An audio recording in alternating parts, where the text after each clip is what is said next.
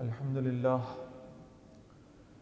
لله نحمده ونستعينه ونستغفره ونؤمن به ونتوكل عليه ونعوذ بالله من شرور أنفسنا ومن سيئات أعمالنا من يهده الله فلا مضل له ومن يضلله فلا هادي له ونشهد أن لا إله إلا الله وحده لا شريك له ونشهد أن سيدنا محمدًا عبده ورسوله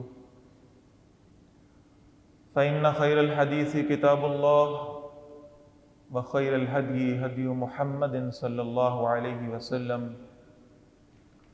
وشر الأمور محدثاتها وكل محدثة بدعة وكل بدعة ضلالة وكل ضلالة في النار أو كما قال صلى الله تعالى عليه وسلم. أما بعد فقد قال الله تبارك وتعالى كما ورد في سورة الطلاق: أعوذ بالله من الشيطان الرجيم بسم الله الرحمن الرحيم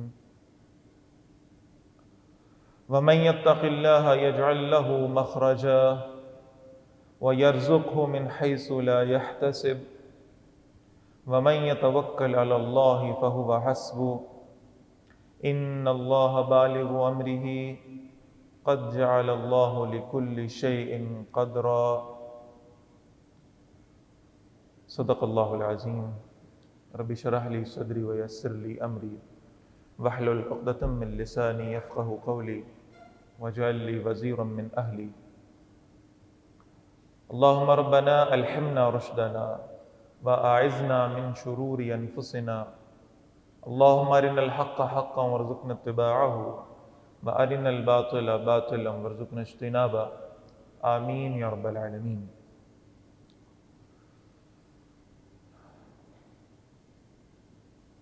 حضرات محترم،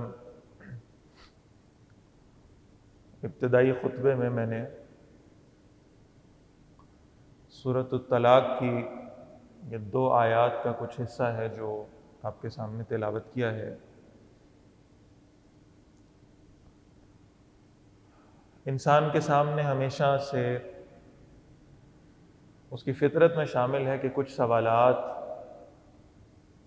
اس کے ذہن میں اس کو پریشان کیے رکھتے ہیں، اور اگر ان سارے سوالوں کو اگر ہم کنسائز کر کے جمع کریں کہ ان سوالات کی نوعیت کیا ہے، تو وہ سوالات کچھ یوں ہوتے ہیں کہ کیا ہوگا، کب ہوگا، کیسے ہوگا، کتنا ہوگا. بس یہ 4 چیزیں ہیں جو کسی نہ کسی انداز سے یعنی مختلف سوالات بن کے انسان کے سامنے آتی رہتی ہیں. اور اگر مختلف فقہا نے جو رب کی تعریف کی ہے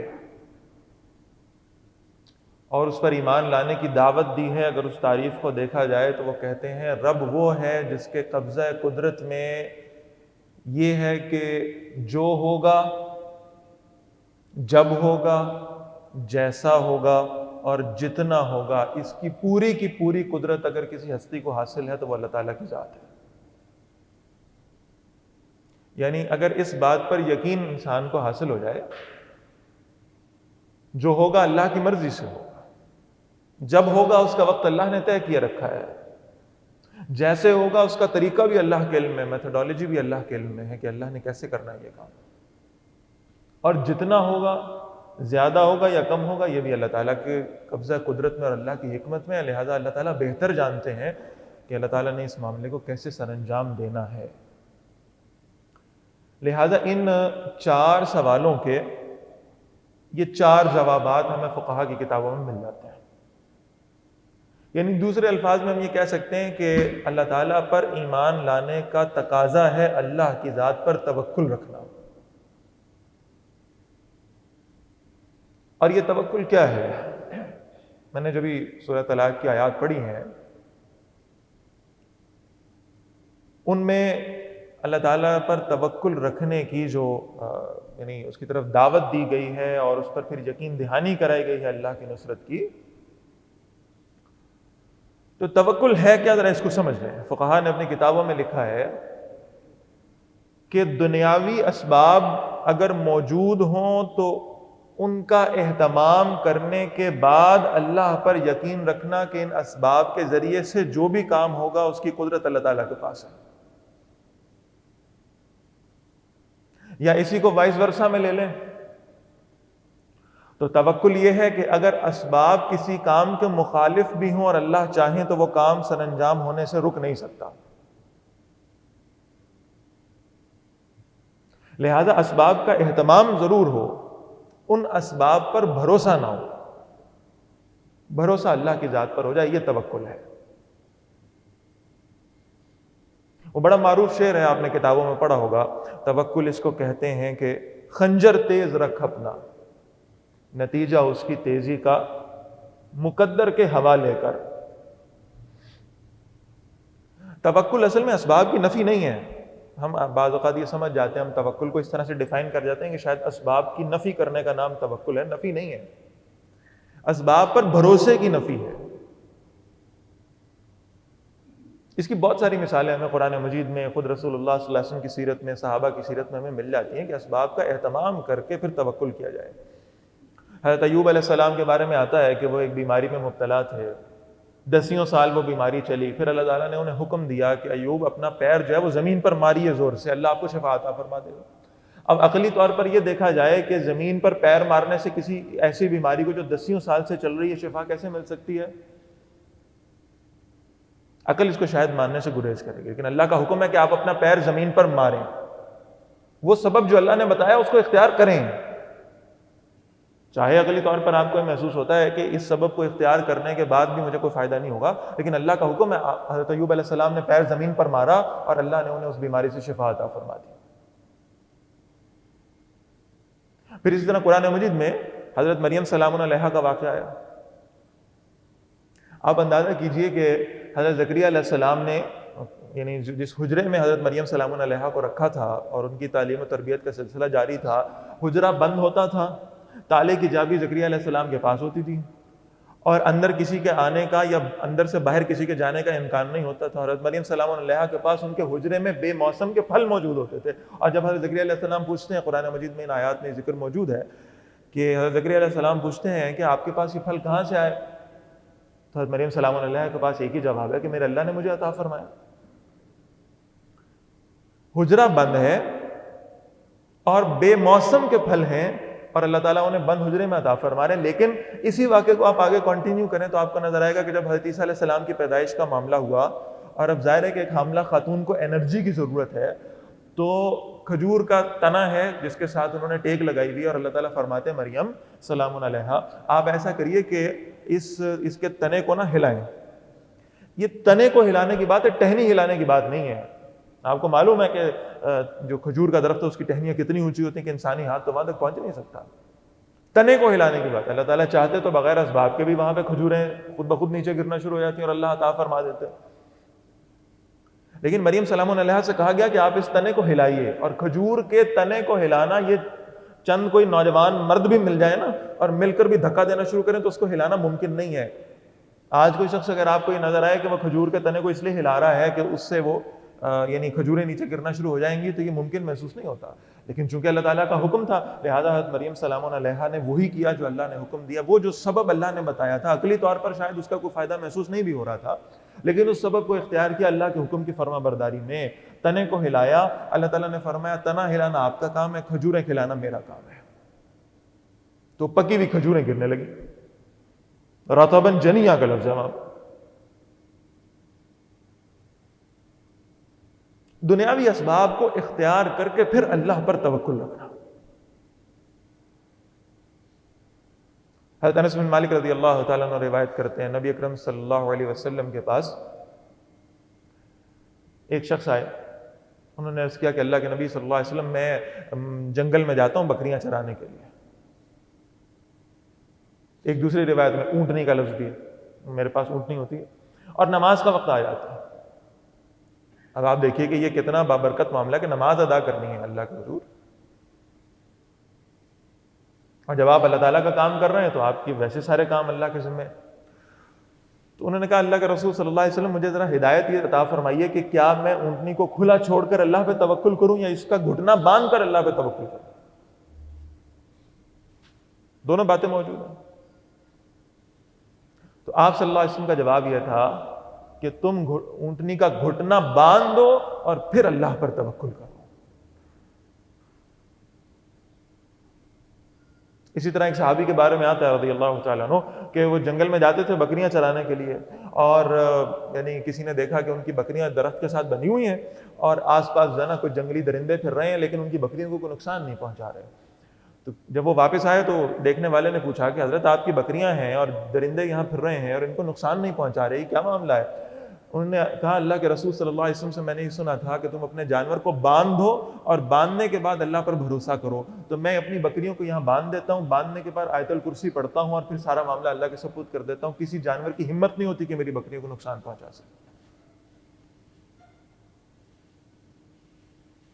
حدیث شریف میں اللہ کے نبی فرماتے ہیں صلی اللہ علیہ وسلم، اللہ کے بندو اگر ساری کائنات مل کر تمہیں کوئی فائدہ دینا چاہے اور اللہ تعالیٰ تمہیں کسی آزمائش میں مبتلا کر کے اس فائدے سے دور رکھنا چاہے تو ساری کائنات تمہیں فائدہ نہیں دے سکتی،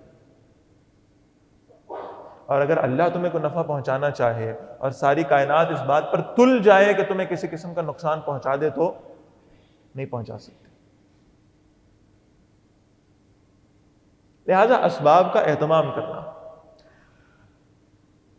آپ کو یاد ہوگا ڈاکٹر حضرات جو ہیں وہ اب تو خیر بہت کم ہو گیا معاملہ، لیکن بہرحال اب بھی اللہ والے کچھ ایسے ہیں جو یہ کام کرتے ہیں، وہ جب نسخہ لکھنے لگتے تھے، پرسکرپشن لکھنے لگتے تھے تو اس کے اوپر سب سے پہلے لکھتے تھے ہوا شافی، اس کے بعد نیچے میڈیسنز لکھنا شروع کرتے تھے، اس بات کے اقرار کے بعد کہ ہم دوا دے تو رہے ہیں اپنی عقل کے، اپنے علم کے مطابق، اپنی سمجھ اور فہم کے مطابق دوا دے رہے ہیں، اس دوا میں شفا پیدا کرنا اللہ کا کام ہے، ہمارا کام دوا دینا ہے، مریض کا کام دوا لینا ہے۔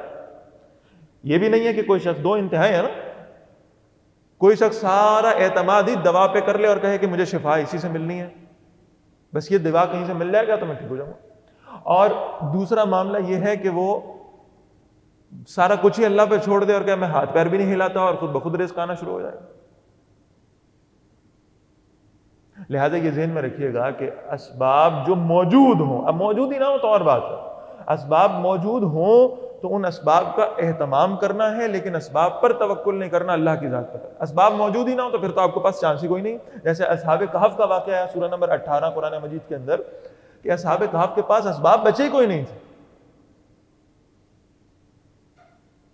ایک طرف موت تھی اور دوسری طرف یہ تھا کہ اپنا مذہب تبدیل کر لیں، انہوں نے ترجیح دی اس بات کو کہ وہ اپنا مذہب تبدیل نہیں کریں گے، غار کے اندر آ کے بیٹھ گئے اور پھر اللہ سے انہوں نے دعا کی ہے ربنا آتنا من لدنک رحمہ، اللہ اپنی طرف سے ہمیں رحمت عطا فرما دے، ہمارے پاس اب کوئی اسباب موجود نہیں ہے۔ علوم القرآن کے ماہرین کہتے ہیں کہ من لدن کا لفظ جب آتا ہے تو اس کا مطلب ہے اسباب کے بغیر، ڈائریکٹلی، انڈائریکٹلی نہیں، بغیر اسباب۔ تو اب اللہ سے دعا کر رہے ہیں کہ اللہ اب ہمارے پاس تو اسباب ہی نہیں ہے، ہم کیا کریں، ہماری مدد فرما دیجئے، ہم تو سب کچھ آپ پر چھوڑ کر آپ پر توکل کر کے آ گئے، اسباب ختم ہو گئے۔ تو پھر جو ایسی سچویشن میں اللہ پر توکل کرے گا، سورہ کہف پڑھیے، اور خاص طور پر میں یہ عرض کرتا چلوں کہ سورہ کہف کو مخصوص کیا اللہ کے رسول صلی اللہ علیہ وسلم نے فتنوں کے زمانے کے ساتھ، تو یہ بتایا گیا ہے کہ جب اللہ کے دین پر عمل کرنے کے اسباب تمہارے پاس ختم ہو رہے ہوں یا بالکل ختم ہو چکے ہوں تو پھر بھی اللہ کے دین کا دامن ہاتھ سے نہیں چھوڑنا، بلکہ اصحاب کہف کا واقعہ پڑھو، اپنے ایمان کو دہراؤ اور اللہ پر توکل کرنا شروع کر دو۔ اور وہ توکل کیسا ہے، یعنی آپ اندازہ کیجئے کہ اصحاب کہف نے اپنا سب کچھ اللہ کے اوپر چھوڑا، اللہ کے سپرد کر دیا، اور اللہ تعالیٰ کو شاید معلوم ہی تھا کہ 1450 سال کے بعد قرآن پڑھنے والے کچھ آئیں گے شاید جو آ کر ان کے ذہنوں میں یہ سوال پیدا ہوں عقلی طور پر، سائنٹیفکلی، کہ یہ اصحاب کہف کھانا کیسے کھاتے تھے، پانی کیسے پیتے تھے، ان کا میٹابولزم کیسے چلتا تھا، ان کو جو ہے نا وہ نیوٹریشنز کہاں سے ملتے تھے، پروٹینز کہاں سے ملتے تھے، وائٹامنز کہاں سے ملتے تھے، یہ کیسے ہوتا تھا، سارا کچھ سوال پیدا ہوں گے۔ تو اللہ تعالیٰ نے سارے سوالوں کا ایک جواب دیا، اور وہ جواب اتنا خوبصورت ہے کہ اللہ نے فرمایا وَنُقَلِّبُهُمْ ذَاتَ الْيَمِينِ وَذَاتَ الشِّمَالِ، 309 سالوں تک کھانا پینا اور باقی ساری ضروریات پوری کرنا تو بڑی دور کی بات ہے، 309 سالوں تک اللہ فرما رہے ہیں وَنُقَلِّبُهُمْ، ہم کبھی ان کو دائیں کروٹ دیتے تھے، کبھی بائیں کروٹ دیتے تھے. کھانا پینا تو بیسک نیڈز ہے نا. اس سے بڑھ کر اللہ نے فرمایا ہم نے ان کے ایسے لاڈ اٹھائے کہ اگر زیادہ دیر کوئی شخص سوتا ہے اور ایک کروٹ سوتا رہتا ہے تو اس کا جسم اس طرف سے سو جاتا ہے، اس کے مسلز فریز ہونے کا خدشہ رہتا ہے. اللہ فرما رہے ہیں ہم 309 سالوں تک ان کی کروٹیں بھی بدلواتے رہے ہیں. ہم نے سورج کو حکم دیا ہے کہ آپ جب طلوع ہوں گے تو ایسے طلوع ہوں اور اس طرف کو غروب ہو کہ آپ کی جو تپش ہے وہ اصحاب کہف کو لگنے نہ پائے. یہ ہے اللہ پر توکل کرنے کا نتیجہ. اللہ ہمیں یہ توکل نصیب فرماتے ہیں. اسباب موجود ہوں تو اسباب کا اہتمام کرنا اور اللہ پہ توکل کرنا، اور اسباب موجود نہ ہوں تو پھر خالصتاً اللہ پہ توکل کرنا. پھر آپ دور نبوی سے اس کی مثالیں لے لیجیے.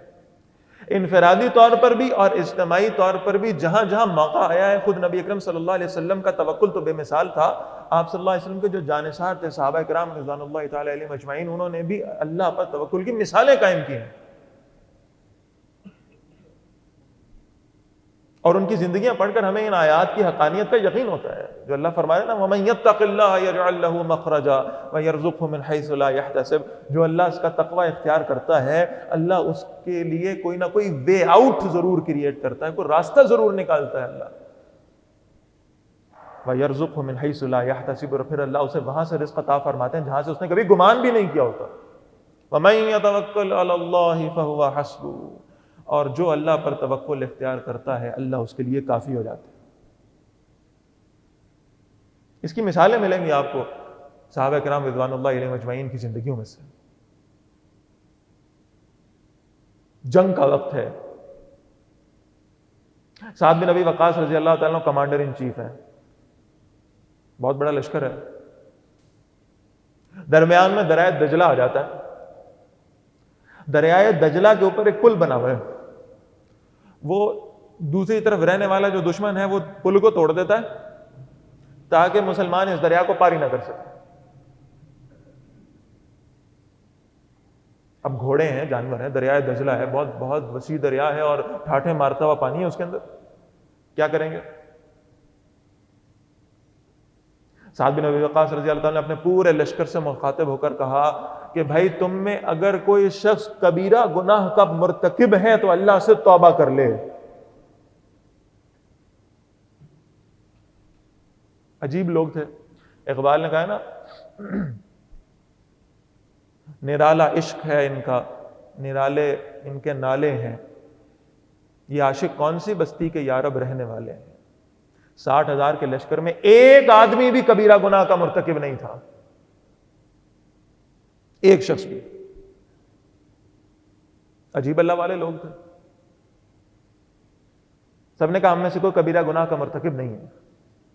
سعد بن ابی وقاص رضی اللہ تعالیٰ عنہ کہنے لگے کہ اگر ایسا ہی ہے تو پھر مجھے اللہ تعالیٰ پر پورا بھروسہ ہے کہ ہم یہ دریا پار کر جائیں گے. لہذا پہلے یہ 600 لوگ نکلیں آگے اور یہ دریا پار کریں، ایک ایک گروپ کر کے جو ہے نا اپنا اپنا دستہ لے جائے کمانڈر اور دریا پار کرتا جائے. حجر بن عدی رضی اللہ تعالیٰ صحابی رسول ہیں، دریا کے پاس گئے، گھوڑا ہنہنانے لگا. گھوڑا تو گھوڑا ہے، دریا کی موجیں دیکھ کر اور اس کی روانی دیکھ کر تو حجر بن عدی نے اپنے ساتھیوں کے سامنے آواز بلند یہ جملہ کہا کہ اللہ کے غلام اس چھوٹے سے نطفے سے ڈرا نہیں کرتے. اور اپنے سارے لشکر کو کہہ دیا کہ اب آپ نے دریا میں جب گھوڑے ڈالنے ہیں تو ساحل پر پہنچنے تک، خشکی پر پہنچنے تک آپ نے پڑھنا کیا ہے؟ حسبنا اللہ ونعم الوکیل، ہمارے لیے اللہ کافی ہے اور وہ سب سے بہترین وکیل ہے. لہٰذا یہ پڑھتے جائیے اور دریا کے اندر اپنے گھوڑے ڈالتے جائیے. ہزاروں کا لشکر تھا اور سب کے سب دریا دجلہ میں سے ایسے گزر گئے کہ کسی کو کوئی نقصان نہیں ہوا. ہاں ایک واقعہ ضرور ہوا، وہ ایک صحابی اپنا گھوڑا لے کر دریا کے اندر آ گئے اور ان کا سامان بھی گھوڑے کے اوپر ہی ہے، اور اس گھوڑے پہ سے ان کے سامان میں سے ایک لوٹا جو ہے نا، لوٹا وہ پانی کے اندر گر گیا. ان کے ایک ساتھی نے کہا تقدیر تیرا لوٹا لے گئی. کہنے لگے نہیں نہیں، میرا دل تو نہیں بدلا. پوچھنے والے نے پوچھا کہ دل نہ بدلنے کا جملہ کیا ہوا اس موقع پر؟ انہوں نے آسمان کی طرف دیکھا، اللہ تعالیٰ سے درخواست کی، یا اللہ میں جب گھر سے نکلا تھا تو میں یہ نیت کر کے نکلا تھا کہ میں آپ کے راستے میں جہاد کرنے جا رہا ہوں، میرا دل تو نہیں بدل گیا جو میرا نقصان ہوا ہے، اگر میری نیت وہی ہے تو میرا نقصان ہو نہیں سکتا، ایک لوٹا بھی نہیں گم سکتا میرا، میری نیت تو اب بھی وہی ہے کہ میں آپ کے راستے میں نکلا ہوں، لہذا میرا نقصان نہیں ہو سکتا۔ تو باقی ساتھیوں نے اس کو تسلی دی، کوئی بات نہیں، لوٹا ہی تھا، گم گیا، کوئی مسئلہ نہیں، پانی میں گر گیا، اب کہاں سے آئے گا، پانی کی لہریں اس کو لے گئیں۔ کہا نہیں مجھے اللہ پہ بھروسہ ہے۔ سارا لشکر کراس کر کے جب دریا کے دوسری جانب اترا تو لشکر کے وہاں پہنچنے سے پہلے ساحل کے اوپر اس صحابی کا لوٹا پہلے سے موجود تھا۔ میں کہا دیکھا، میں کہتا تھا میں اللہ کے راستے میں ہوں، اللہ مجھے نقصان نہیں دے گا۔ یہ ہے اللہ پر توکل اور اللہ پر بھروسہ۔ جنگ یرموک کا موقع آیا، مسلمانوں کا لشکر ہے 60,000، اس کے مقابلے میں روم والے 3 لاکھ کی فوج لے کر آئے۔ آپ یہ توکل کا مظاہرہ ساری جنگوں میں دیکھ لیں سیرت کی، غزوہ بدر میں یہاں 313 ہیں، وہاں 1000 ہیں، غزوہ احد میں یہاں 1000 نکلے تھے، 300 واپس چلے گئے، 700 رہ گئے، یہاں 700 ہیں، وہاں 3000 ہیں۔ ہاں حنین میں یہ ہوا ہے کہ غزوہ حنین میں مسلمانوں کی تعداد تھی 12,000، کفار کی تعداد تھی 4,000۔ اب دل میں کہیں یہ خیال آ گیا کہ اب تو ہم 12,000 ہیں، جب 313 تھے جیت گئے تھے، آج تو 12,000، آج تو ہم 3 گنا ہیں، جب دشمن 3 گنا تھا تب ہم جیت جاتے تھے، آج تو ہم 3 گنا ہو گئے، اب تو ہمارا جیتنا بالکل لکھا ہوا ہے۔ اب یہ بھروسہ کہاں ہوا ہے؟ اسباب پر۔ تو اللہ تعالیٰ نے غزوہ حنین کا قرآن مجید میں ذکر فرمایا ہے کہ تم دیکھ لو، تم اپنی تعداد کی کثرت کے باوجود تمہارے پیر اکھڑ گئے تھے ایک مرتبہ، 14 صحابہ تاریخ میں آیا، صرف رسول اللہ صلی اللہ علیہ وسلم کے ارد گرد رہ گئے تھے بس۔ اس کے بعد اللہ تعالیٰ نے پھر دوبارہ یعنی ان کو جمع کیا، یعنی ایک دفعہ ہلایا ہے، ایک دفعہ یہ تربیت کی ہے کہ بھروسہ اسباب پر نہیں کرنا، بھروسہ اللہ کی ذات۔ اسباب زیادہ بھی ہوں گے تو کہیں دل میں یہ خیال نہ پیدا ہو جائے کہ ان اسباب کی بنیاد پر ہم فتح یاب ہو جائیں گے، فتح و نصرت آئے گی تو اللہ کی جانب سے آئے گی۔ جنگ یرموک میں 60,000 مسلمان ہیں اور 3 لاکھ کا لشکر ہے رومیوں کا۔ ان رومیوں کے 3 لاکھ کے لشکر کے اندر ایک عرب قبیلہ بھی ہے، اس کی تعداد بھی تقریباً 60,000 آ رہی ہے، اور یہ عرب قبیلہ وہ ہے جو مسلمان نہیں ہوئے تھے، عیسائی رہے تھے۔ یہ آج بھی اردن کے ایک علاقے میں واقع ہے یہ قبیلہ، اور آج بھی عیسائی ہیں، ان پر ایسی اللہ تعالیٰ کی پھٹکار ہے کہ اسلام کی توفیق نہیں ہوئی ان کو، آج بھی عیسائی ہیں۔ بنو غسان یہ عیسائی تھے، ہیں عرب کے تھے، لیکن بہرحال رومی بادشاہ چونکہ عیسائی تھا لہذا اس کی نصرت میں مسلمانوں کے خلاف لڑنے آ گئے تھے۔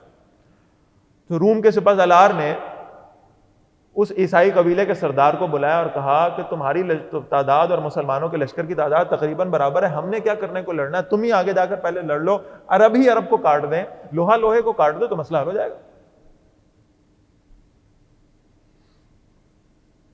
اس نے کہا ٹھیک ہے، اس نے دعوت دے دی، اس نے کہا پہلے ہمارے اپنے بھائی بندوں سے آ کر تو مقابلہ کرو نا، رومیوں سے بعد میں کر لینا۔ اسلامی لشکر کے کمانڈر ہیں حضرت ابو عبیدہ بن جرح رضی اللہ تعالی عنہ، انہیں حضرت خالد بن ولید کو بلایا رضی اللہ تعالیٰ عنہ۔ یہ کون ہے؟ سیف من سیوف اللہ، اللہ کی تلواروں میں سے تلوار۔ انہیں حضرت خالد بن ولید رضی اللہ عنہ سے پوچھا کہ کیا کرنا چاہیے، جواب سنیں۔ حضرت خالد بن ولید رضی اللہ تعالیٰ عنہ کہتے ہیں آپ مجھے 30 آدمی دے دیں، میں بنو غسان کے 60,000 کے لشکر کو شکست دے دوں گا انشاءاللہ اللہ کے فضل سے۔ کتنے آدمی؟ 30۔ قریب بیٹھے ہوئے حضرت ابو سفیان رضی اللہ تعالیٰ عنہ، حضرت ابو سفیان رضی اللہ تعالیٰ عنہ کہنے لگے نہیں نہیں 30 بہت کم ہے، 60,000 کا لشکر ہے، 30 بہت کم ہے۔ تو حضرت خالد بن ولید رضی اللہ عنہ نے کہا کہ آپ ایمان لانے سے پہلے تو بڑے بہادر تھے، کیا ایمان لانے کے بعد ڈر گئے ہیں کفار سے؟ حضرت ابو سفیان رضی اللہ عنہ کہنے لگے نہیں نہیں ایسی بات نہیں ہے، بلکہ میں یہ کہنا چاہ رہا ہوں 60,000 کا مقابلہ کرنے کے لیے 30 لوگ بہت تھوڑے ہیں، 60 آدمی لے جاؤ۔ کتنے لے جاؤ؟ 60۔ 30 کی بجائے 60 لے جاؤ، یعنی ایک کا مقابلہ کتنوں سے؟ 1000 سے. حضرت عبیدہ بن جراح رضی اللہ تعالیٰ عنہ نے حضرت خالد بن ولید رضی اللہ تعالیٰ عنہ سے پوچھا کہ یہ آپ 60 آدمی لے جائیں, میری بھی یہی ریکمنڈیشن ہے, آپ 60 لے جائیں, لیکن یہ 60 آدمی کس کرائٹیریا کے اوپر آپ پسند کریں گے؟ آپ جملہ سنیے. حضرت خالد بن ولید رضی اللہ تعالیٰ عنہ کہنے لگے کہ میں وہ 60 آدمی چنوں گا کہ جن کے بارے میں مجھے یقین ہے کہ یہ جب ہاتھ اٹھاتے ہیں تو اللہ ان کی دعا کو خالی نہیں جانے دیتا, اور یہ جب اللہ کی قسم اٹھا لیتے ہیں تو اللہ خود ان کی قسم کو پورا کرتا ہے. 60 کے 60 صحابہ, اکثریت ان میں سے انصار کی. دستہ بن گیا, رات ہو گئی, فیصلہ ہوا صبح جائیں گے حملہ کرنا. ساری رات بیٹھ کر اللہ کے حضور دعائیں کرتے رہے ہیں. بلکہ تاریخ کی کتابوں میں آتا ہے ایک زرار بن اسود صحابی تھے رضی اللہ تعالیٰ عنہ, ان کا معاملہ یہ تھا کہ پورے اسلامی لشکر کے اندر ان کی رونے کی آواز آ رہی تھی. اللہ کی بارگاہ میں رو رہے تھے کہ اللہ ہم آپ کے توکل پر, آپ کے سہارے پر جا رہے ہیں, آپ کے دین کا کام کرنے, آپ ہماری مدد فرما دیجیے. صبح ہوئی, رات کے جاگے ہوئے ہیں, آنسو بہائے ہوئے ہیں, تہجد پڑی ہوئی ہے, نوافل پڑے ہوئے ہیں, اللہ سے دعائیں مانگی ہوئی ہیں. اب لشکر تیار ہوا اور چل پڑا. وہ بنو غسان کے قبیلے کے سردار نے دیکھا یہ 60 آدمی آ رہے ہیں, اس نے کہا لو آگے نہ صلح کرنے, میں تو پہلے کہتا تھا جنگ نہیں کر پائیں گے, آگے صلح کریں, ایسی شرائط رکھوں گا ذلیل کر دوں گا آ کر. یہ 60 آدمی آ گئے.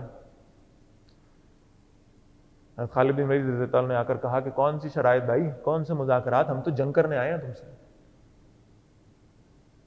وہ کہنے لگا مجھے عرب میں ذلیل نہ کراؤ, میرا 60,000 کا لشکر ہے, تم 60 آدمی ہو, تمہیں تو چند منٹوں میں یہ کچل کے رکھ دیں گے. پھر عرب کے لوگ مجھے تانے دیں گے کہ میں نے اتنا بڑا لشکر لے کر اتنے چھوٹے سے لوگوں کو, اتنی چھوٹی سی تعداد کے اوپر میں نے حملہ کر دیا, مجھے عرب میں ذلیل نہ کرانا. حضرت خالد بن ولید رضی اللہ تعالیٰ نے کہا کہ تو مقابلہ کر, پھر دیکھتے ہیں. یہاں 60 آدمی ہیں اور دوسری جانب 60,000. خالد بن ولید رضی اللہ عنہ نے اپنے 60 ساتھیوں کو جمع کیا اور کہا آپ سب اللہ کے رسول صلی اللہ علیہ وسلم کے صحابہ ہیں, میں صرف آپ کو ایک یاد دہانی کراتا ہوں بطور امیر, اور وہ یاد دہانی یہ ہے کہ ہمارا پورے کا پورا توکل اپنی تعداد پر نہیں ہے, اللہ کی قدرت پر ہے. اللہ ہمارا حامی و ناصر ہے. ایک صف بنا دی انہوں نے. اب 60,000 کا لشکر آ کر حملہ کر رہا ہے 60 آدمیوں پر, اور صف نہیں ٹوٹ رہی, صف نہیں ٹوٹ رہی.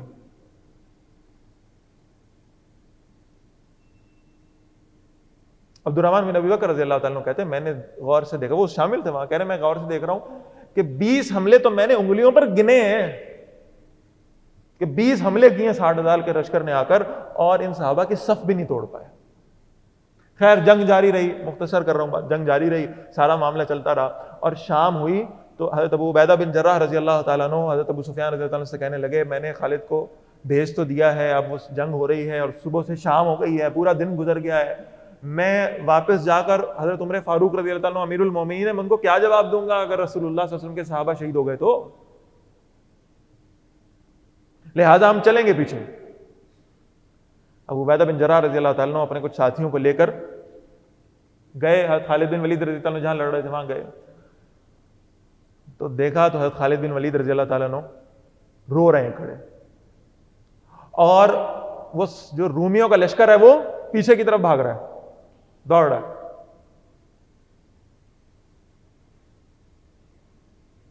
حضرت خالد بن ولید رضی اللہ تعالیٰ عنہ رو رہے ہیں. ابو عبیدہ بن جراح رضی اللہ تعالیٰ عنہ نے پوچھا آپ کیوں روتے ہیں؟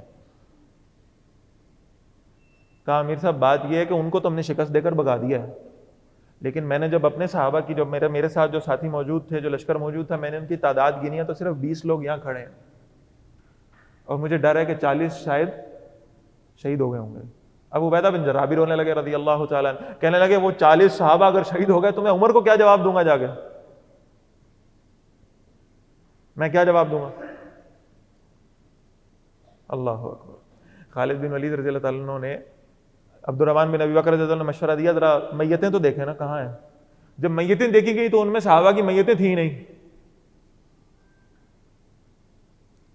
خالد بن ولید رضی اللہ عنہ نے کہا ہو نہ ہو یہ 40 لوگ جو یہاں موجود نہیں ہیں نا, وہ بھاگتے ہوئے 60,000 کے تعاقب میں گئے ہیں انہیں قتل کرنے کے لیے.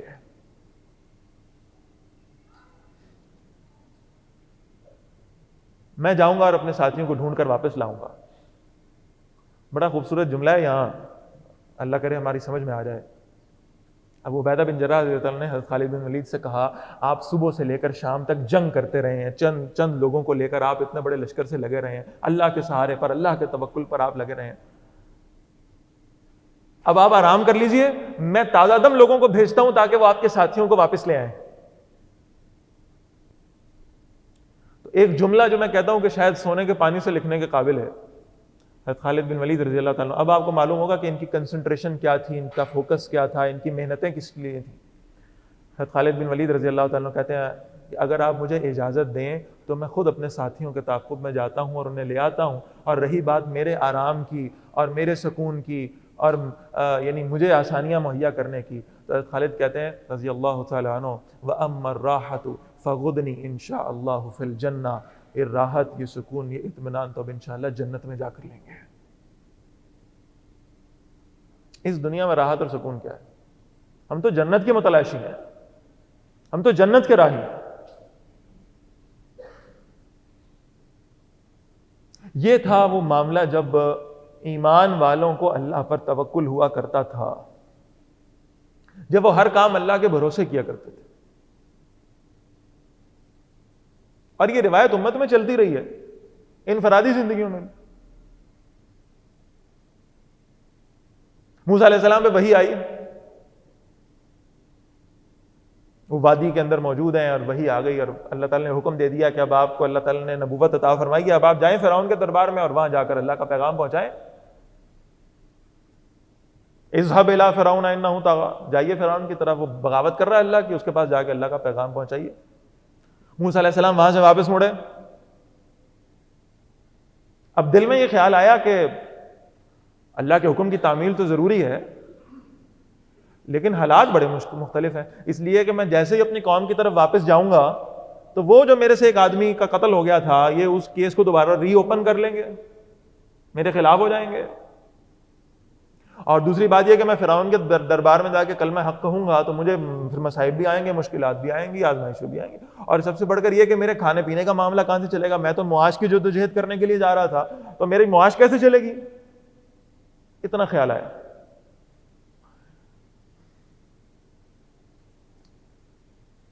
تو البدایہ میں لکھا ہے کہ حضرت موسیٰ علیہ السلام کو ایک چھوٹے سے پتھر کے ساتھ ٹھوکر لگی, گرے نہیں, لڑکھڑائے. جب ٹھوکر لگی تو اللہ نے پکارا اور کہا موسیٰ یہ ذرا پتھر اٹھائیں, چھوٹا سا پتھر. موسیٰ علیہ السلام نے پتھر اٹھایا, اللہ تعالیٰ نے فرمایا اسے زمین پر مار کے توڑیں. موسیٰ علیہ السلام نے پتھر توڑا, اندر سے ایک اور چھوٹا سا پتھر نکلا. پھر آواز آئی موسیٰ اس کو بھی توڑیں علیہ الصلوۃ والسلام. تو موسیٰ علیہ السلام نے اس پتھر کو بھی توڑا, نیچے سے ایک بالکل کنکری اندر سے نکلی, بہت چھوٹی سی. پھر آواز آئی اللہ کی, موسیٰ اب اس کنکری کو بھی ذرا زمین پر ماریے. تو جب زمین پر اس چھوٹے سے ڈھیلے کو, کنکری کو مارا تو اس کے اندر سے ایک سبز رنگ کا کیڑا نکلا اور زمین پر بھاگنا شروع ہو گیا. آواز آئی موسیٰ جو رب اس چھوٹے سے کیڑے کو 3 پتھروں میں بند ہوئے ہوئے بھی رزق عطا فرما رہا ہے, وہ اپنے بندوں کے رزق سے لاپرواہ نہیں ہے.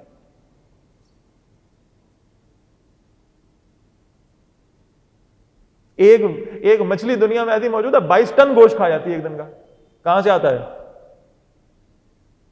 اللہ کے رسول فرما رہے ہیں صلی اللہ علیہ وسلم, تم اللہ پر توکل کرو جیسے کہ توکل کرنے کا حق ہے. ظاہر اللہ کا حق تو ہم ادا نہیں کر سکتے, یہاں بھی فارمولہ وہی لگے گا, فاتقوا اللہ ما استطعتم, اللہ کا تقوی اختیار کرو جیسی کہ تمہاری استطاعت. اپنی استطاعت کے مطابق, جتنی استطاعت رکھتے ہیں, جتنا تھریش ہولڈ ہے اس کے مطابق اگر اللہ پہ توکل کریں تو اللہ کے رسول فرماتے ہیں صلی اللہ علیہ وسلم, اللہ تمہیں ایسے رزق عطا فرمائے گا جیسے اللہ پرندوں کو رزق عطا فرماتا ہے. وہ صبح جب نکلتے ہیں تو بھوکے پیٹ ہوتے ہیں,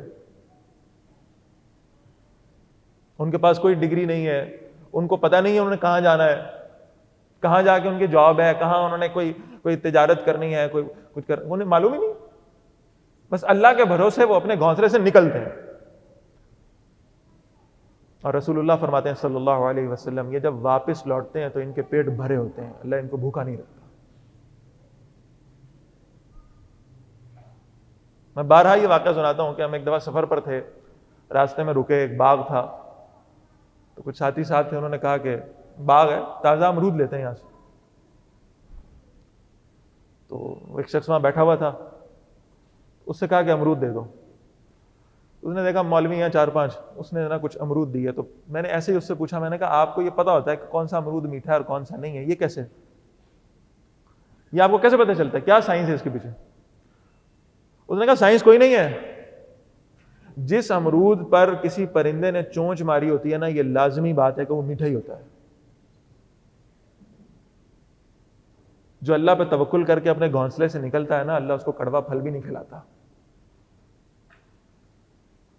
یہ ہے توکل کا انعام، یہ ہے اللہ پر بھروسہ رکھنے کا انعام.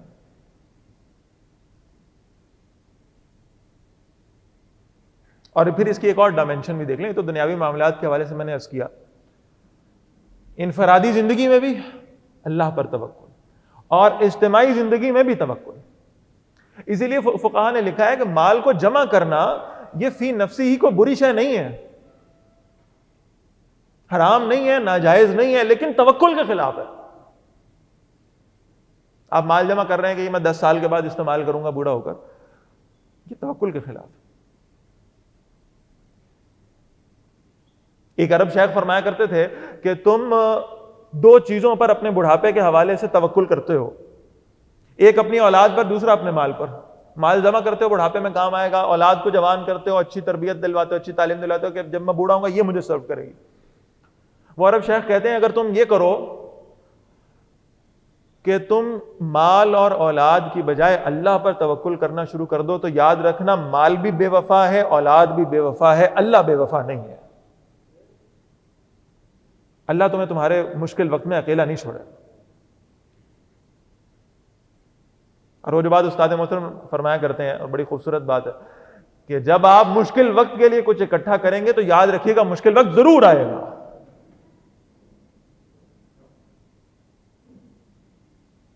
اور اگر آپ نے کسی مشکل وقت کی تیاری نہیں کی ہوئی تو اللہ تعالیٰ کو معلوم ہے نا کہ آپ کے پلے کیا ہے. پھر اللہ تعالیٰ اس آزمائش کو بھی، اب وہ جو قرآن مجید میں الفاظ آ رہے ہیں میں تو اسے اس طرح سے کہا کرتا ہوں، لا یکلف اللہ نفسا الا وسعها، اللہ کسی شخص کی وسعت سے زیادہ اس پر بوجھ نہیں ڈالتا. اب ہم کیا کرتے ہیں؟ ہم وسعت خود بڑھا رہے ہیں اپنی. جب وسعت بڑھائیں گے تو تکلیفیں بھی بڑھتی جائیں گی، بوجھ بڑھتا جائے گا، آزمائشیں بڑھتی جائیں گی. ہم تو وسعتیں بڑھا رہے ہیں. تو وسعتیں بڑھانے کی بجائے اور آزمائشیں بڑھانے کی بجائے اللہ سے مدد طلب کرنا، اللہ پر اپنا پورا بھروسہ کرنا. اور اس بھروسے کی کیا مثال ہو، یعنی غزوہ بدر پر مدینہ منورہ سے نکلتے ہوئے نا ایک صحابی نے ایسے ہاتھ اونچا کیا اور کھجور کی چھال توڑ لی. تو دوسرے نے پوچھا یہ کیا کر رہے ہو؟ کھجور کی چھال، جس کو آپ یوں ایسے دونوں سائڈ سے پکڑ اور ایسے کریں تو ٹوٹ جاتی ہے. دوسرے نے پوچھا کیا کر رہے ہو؟ اس نے کہا بس میں اب تفصیل سے وہ جواب دے رہا ہوں آپ کو کہ میں تو مشرکوں سے، اللہ کے دشمنوں سے مقابلہ کرنے کے لیے جا رہا ہوں. کون دشمن؟ جن کے پاس تلواریں ہیں، جن کے پاس گھوڑے ہیں، جن میں سے 700 لوگ ایسے ہیں جنہوں نے زرہ پہنی ہوئی ہے، سر سے پاؤں تک لوہے کا لباس پہنا ہوا ہے. میں ان سے مقابلہ کرنے جا رہا ہوں، میرے پاس کوئی تلوار نہیں ہے، کوئی تیر کمان نہیں ہے، کوئی اور شے نہیں ہے. لیکن بہرحال اس وقت جو سبب میرے پاس مجھے نظر آیا وہ یہی تھا کہ میں کھجور کی چھال توڑ لوں. میں نے وہ چھال توڑ کر ہاتھ میں پکڑ لی ہے. اس چھال میں تلوار کا اثر پیدا کرنا اللہ کا کام ہے. موجودہ اسباب میں تو صرف یہی تھا میرے پاس، وہ میں نے کر لیا. یہ ہے توکل. آج لوگ پوچھتے ہیں مسلمانوں امت کے بڑے مسائل ہیں، کیا حل ہے، کیا ہونا چاہیے؟ حل تو قرآن مجید نے دے دیا ہے. وَلَا تَهِنُوا وَلَا تَحْزَنُوا وَأَنْتُمُ الْأَعْلَوْنَ إِن كُنتُم مُؤْمِنِينَ. تو گھبرانے اور پریشان ہونے کی تو ضرورت ہی نہیں ہے. تم غالب آ جاؤ گے، تمہیں اللہ دنیا میں عزت عطا فرمائے گا، لیکن کس وقت میں؟ جب تم حقیقی اور سچے مومن بن جاؤ گے، اور جب تمہارے اندر اللہ پہ بھروسہ اور اللہ پہ توکل آ جائے گا تو تب اللہ کی سنت یہی ہے کہ اللہ قلیل کو کثرت کے اوپر غالب کر دے گا.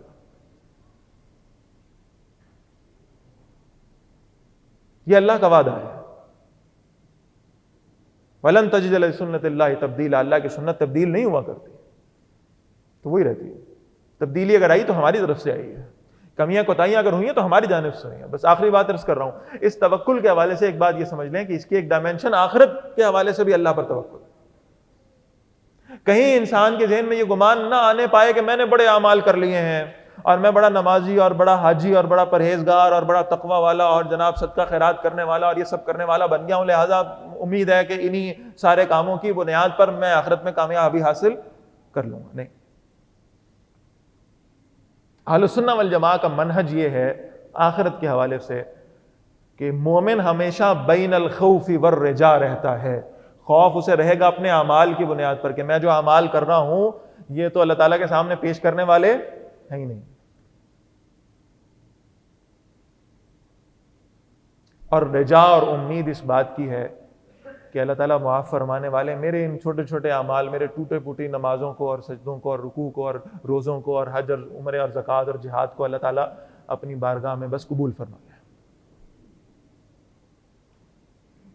آخرت کے حوالے سے بھی اپنے اعمال پر توکل کرنے کی بجائے اللہ کی رحمت پر بھروسہ رکھنا. اعمال کرتے رہنا ہے لیکن ان اعمال پر اگر توکل کیا تو تکبر میں تبدیل ہو جائے گا. اعمال کرتے رہیں. آپ اندازہ لگائیے ابھی آپ نماز پڑھیں گے جمعے کی انشاءاللہ، جب بھی کوئی نماز فرض نماز پڑھتے ہیں اس کے بعد کے کچھ اذکار ہیں آپ سب پڑھتے ہوں گے ماشاءاللہ. وہ اذکار کبھی ان پہ غور کیا کریں نا، اللہ کے نبی صلی اللہ علیہ وسلم نے یہ اذکار کیوں سکھائے؟ اللہم اعنی علی ذکرک وشکرک وحسن عبادتک. اللہ کے رسول نے سکھایا صلی اللہ علیہ وسلم نماز پڑھنے کے بعد یہ پڑھا کرو. کیوں پڑھا کریں بھائی؟ اب ذرا اس کی حکمت دیکھیں نا. اللہم اعنی علی ذکرک، نماز ذکر نہیں ہے؟ قرآن مجید کہہ رہا ہے اقم الصلاۃ لذکری، نماز کو کس لیے قائم کرو؟ میرے ذکر کے لیے. تو نماز ذکر ہے، عبادت بھی ہے، شکر بھی ہے اللہ کا. آپ نے سورہ فاتحہ میں الحمدللہ رب العالمین پڑھا، اللہ کا شکر بھی ادا کیا آپ نے، اور آپ نے ذکر بھی کیا اور آپ نے عبادت بھی کی. اور جیسے ہی آپ نے سلام پھیرا تو آپ نے پڑھنا ہے اللہم اعنی علی ذکرک وشکرک وحسن عبادتک. یا اللہ نہ میں ویسا ذکر کر سکا جیسے آپ کی شان کا لائق تھا، نہ میں آپ کا ویسا شکر ادا کر سکا جیسے آپ کی شان کا لائق تھا، اور نہ میں ویسی عبادت کر سکا جیسے آپ کی شان کا لائق تھا. تو میں آپ سے یہ دعا کرتا ہوں کہ یا اللہ مجھے آپ مزید ذکر کرنے کی، شکر کرنے کی اور خوبصورت عبادت کرنے کی توفیق عطا فرما دیں. اس سے انسان میں عاجزی پیدا ہوگی. وہ عبادت کا تکبر نکلے گا جو انتہائی خطرناک ہے، جو ریاکاری بن کر عبادات کو کھا جاتا ہے، وہ تکبر نکلے گا. اور پھر اللہ تعالیٰ پر بھروسہ اور ایمان جب وہ مزید مختار مضبوط ہو جائے گا.